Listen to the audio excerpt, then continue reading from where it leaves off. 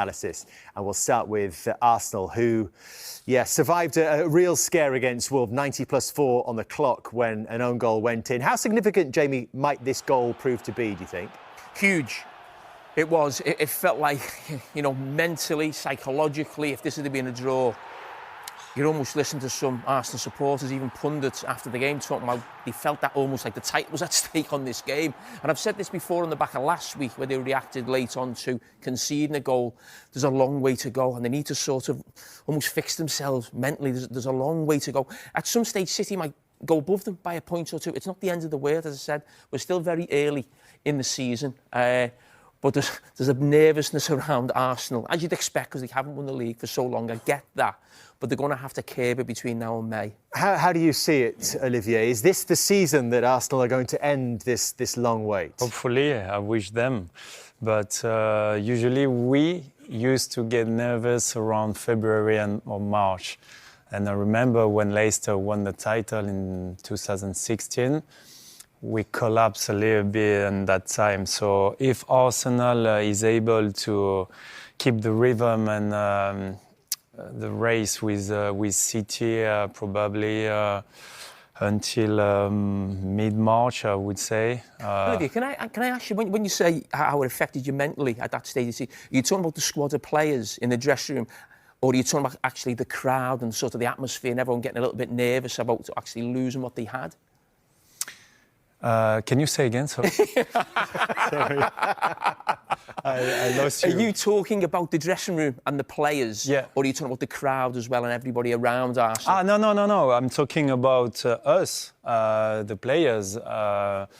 And statistically, and you can see in the records, even the previous years, last year and 2 years ago, Arsenal was there until a certain period where they lost the race for the title because they were not consistent enough, maybe at this time, February or March. It's still early to say they will win the league, but this kind of 3 points are massive. Mm-hmm. There was the talk even then about whether Arsenal had the striker who was going to score the goals to take them to the title, even when you were playing. You need more game time and confidence, and I think Mikel Arteta going to give him. Mikel Arteta certainly has options now, growing. 4 possibilities, really, with the return of Gabriel Jesus, who we've seen in the last couple of games, and also Kai Havertz, who we think is getting closer, maybe from the start of 2026. He's only a couple of weeks away. And this is what they have contributed in the Premier League since the start of last season, these 4 different options, with their minutes per goal and assist across the bottom. And that tells us that Merino is probably the most efficient so far, and Gyökeres the least efficient. Is there one here that you think Mikel Arteta will turn to that is going to deliver the title for them this season? Mikel Arteta is a lucky manager to have these 4 players up front. Competition is good for the squad. I will say Gabriel Jesus coming back after a long injury, so we need to give him more time. Kai Havertz, more or less the same. Merino is doing a good job also up front, even if he's not a proper number 9. And I want to see as still a number 9, I want to see Gyökeres succeed in that team.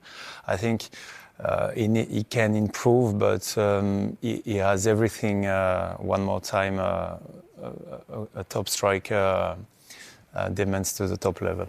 Your argument, Jamie, was always that last season, when everyone said Arsenal need a number 9 to get them to the title, your argument was always it wasn't that, they needed more creativity.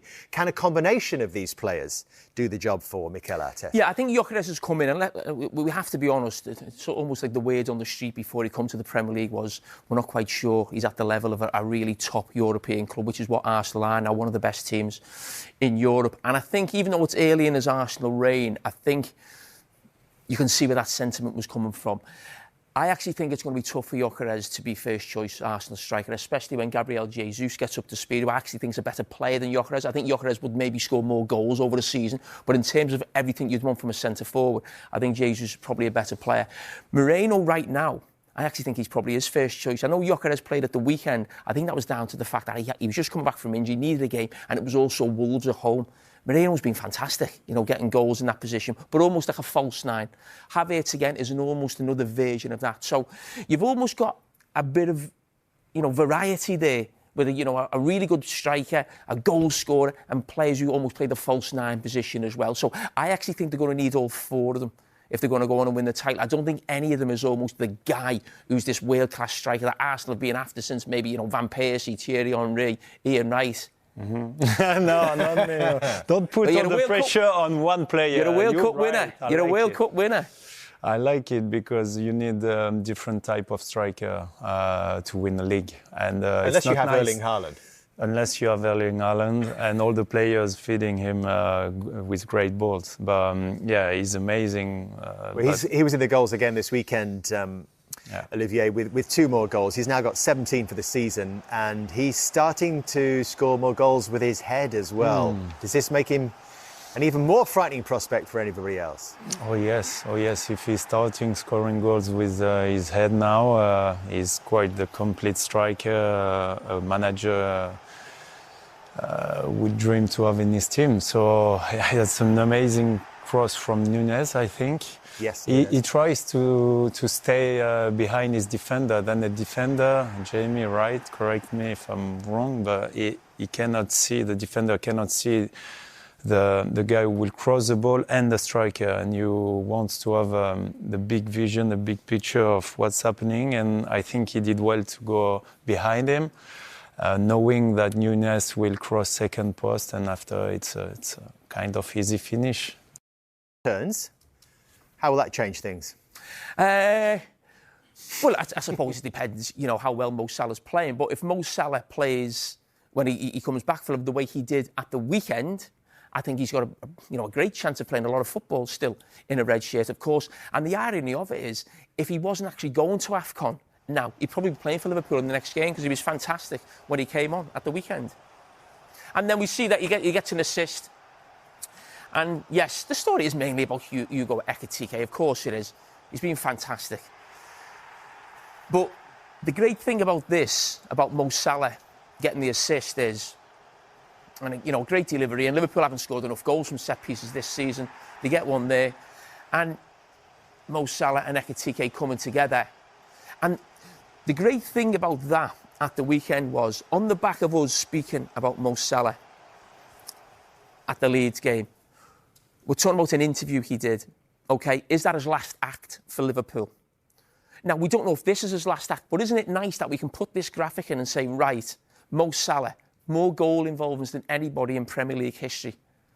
We're talking about, as I said last week, a world-renowned superstar, a superstar of the Premier League, a superstar for Liverpool. And I'm just thinking, maybe, who knows what's going to happen in the next few weeks when he's at AFCON. But it's much better that we're looking at that rather than dissecting an interview outside Ellen Road, basically in terms of what is he doing as a Liverpool player, and is this his last sort of contribution? Well, we probably need to just clean up this sort of, if it is to be his final chapter or this latest chapter of this story. Jamie, I think there was a lot of talk in the studio last week about that being his final act. And now that he came on in that after 26 minutes and made such an impression in the game, are we going to see Mo Salah back for the rest of the season? I don't see Mo Salah playing for Liverpool next season.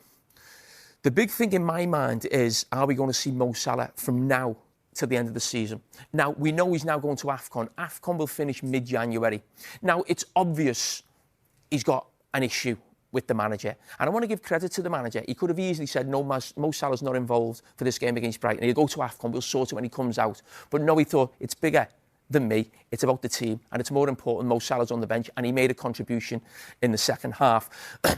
But last week I was giving advice to Mo Salah and his agent, and I'm going to do it again, because what we saw at the end of the game against Brighton was Mo Salah, a lap of appreciation, if you like, a little bit emotional, with the cop there. He's probably not sure himself whether that's his last time at Anfield, but I would, if he's thinking about moving on, I would urge him to think again. And the reason I would say that is, if Mo Salah is to move on from Liverpool now, the talk is he would go to the Saudi League, which is talked about over there, but probably nowhere else except when the transfer window's open. Now, to Barcelona or Real Madrid, we just mentioned the Saudi League. Now, Liverpool, in the second half of the season, they could get to an FA Cup final. They could get to a Champions League final. Can you imagine Mo Salah in Saudi playing for whatever team he's playing for, watching Liverpool come out in Budapest in a Champions League final? You come back at the end of January, you've got 3 months. OK, you might not get on with the manager. You'll start some games, you'll be sub some games, you won't come on in certain games. But also, what we see there then, it was nicer than what we saw at Ellen Road. But does Mo Salah deserve more than that as a Liverpool player? He deserves a guard of honour. He deserves a mosaic in the Kop. He deserves to be able to bring his family, his wife and his kids on the pitch in his last game and actually be celebrated for what he's done as a Liverpool player. So put your differences with the manager to the side and just think, 3 or 4 months at Liverpool. OK, the worst thing that's going to happen is I get this big send-off. The best thing that could happen is I'm walking out with my teammates in Budapest in the Champions League final. And if he was sat in Saudi Arabia watching Liverpool do that, I think he'd really regret it. Olivia, you are 39. So Chelsea's hopes of automatic qualification for the knockout stage of the Champions League took a dent last night. They lost 2-1 to Atalanta. Enzo Maresca's side are now winless in their last 4 games. And once again, there are questions over the squad rotation. Atalanta nearly went ahead early on. Ademola Lookman wriggled his way through the Chelsea defence. Just couldn't pick out his teammate. Midway through the first half, Chelsea found an opener. Reece James picking out João Pedro. The goal initially ruled out for offside, but it was overturned after a VAR review.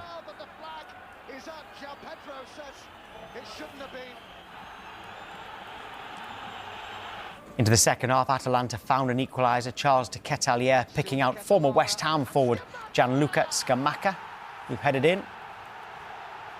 It was Alejandro Garnacho who went closest to finding a winner for Chelsea, but his shot went straight at the goalkeeper. And with 7 minutes to go, the home side found a winner. De Ketelaere, with a brilliant run and strike, went through Robert Sanchez as Chelsea dropped out of the automatic qualifying positions. So they are 11th, 2 points outside the automatic qualification places. And Enzo Maresca admits his side can't afford any more slip-ups if they are to secure a top 8 finish. With 2 wins, probably with 16 points, you can be in the top 8. Not sure about that, but now the focus has to be the game at home and then the next one. For sure, if we want to try to finish top 8, we need to win both. Otherwise, we try to play the playoff and then go to the next round. Right, Dara, so after the draw with Arsenal, where they had 10 men, everyone was very positive about Chelsea. But since then, they lost to Leeds. They've drawn with Bournemouth, who had lost a bit of form, actually, then defeat to Atalanta. Yeah, now, you could say, well, that's football, that happens. Sure. But there are people pointing to Maresca saying he's making too many changes. What do you think? Trying to make him the new Ranieri as a Tinkerman. Yeah. I think when you're playing with the intensity they play with, and they play, dominate the football, high press, all of that, and they've had a few injuries. But when you look at the way they play, I think he has to make changes. I think it's impossible for a manager and the style of play he has to play the same 9-10 players in a Champions League game and a league game. So modern day football, the way it is, I think tinkering, saying people are tinkering or changing too many players, I think it's wrong. I think it needs to be done.